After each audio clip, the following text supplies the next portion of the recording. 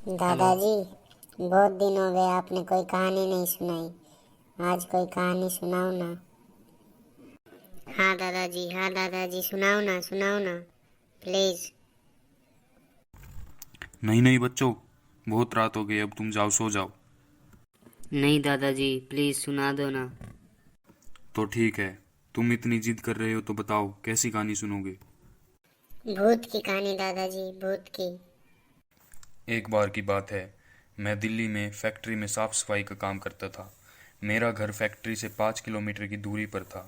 मेरे पास एक साइकिल थी जिसमें मैं अपने घर से फैक्ट्री, फैक्ट्री से घर आ जाता था। अकेले दादाजी, आपको डर नहीं लगता था? नहीं बेटा नहीं। चलो दादाजी, अब आगे सुनाओ।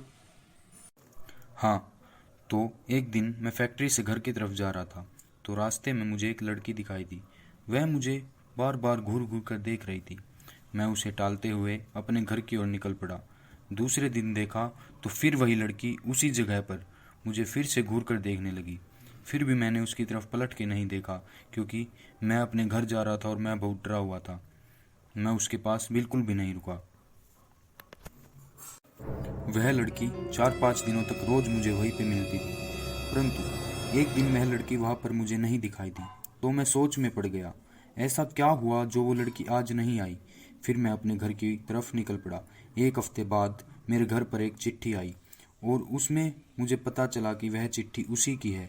उसमें उसका नाम प्रीति लिखा हुआ था और उसमें से उसकी एक फ़ोटो भी निकली, जो कि उसी लड़की की थी जो मैं चौक पर रोज़ देखता था। परंतु एक बात से मैं चौंक गया कि उसे मेरे घर का पता कैसे चला। जब मैंने उस चिट्ठी को खोलकर पढ़ना शुरू किया तो उस चिट्ठी में लिखा था कि कल जब फैक्ट्री से निकलो तो जहाँ पर मैं खड़ी रहती हूँ वहाँ पर मेरा इंतज़ार करना। उससे दूसरे ही दिन मैं फिर वहीं पहुँचा और उसका इंतज़ार किया, लेकिन वो लड़की वहाँ पर नहीं मिली। मैंने कुछ समय फिर उसका इंतज़ार किया, तो फिर मैं अपने घर की तरफ चल दिया।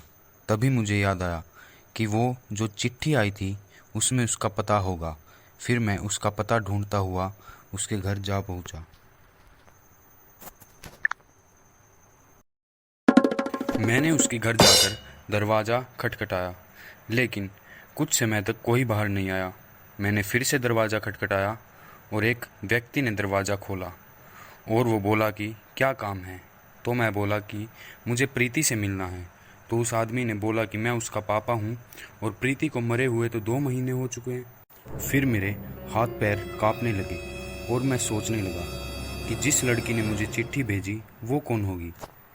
मुझे लगा कि वह उसकी आत्मा होगी।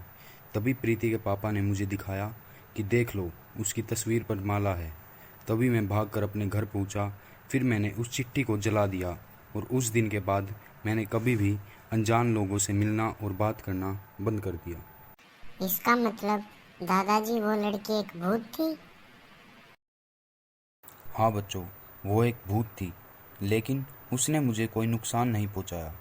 वो एक अच्छी आत्मा थी। शायद उसकी कोई अंतिम इच्छा अधूरी रह गई थी, इसलिए वो इधर उधर भटक रही थी। बच्चों, अगर तुम्हारे साथ भी कभी ऐसा हो तो तुम्हें बिल्कुल भी डरना नहीं है, बल्कि निडरता से उसका सामना करना है।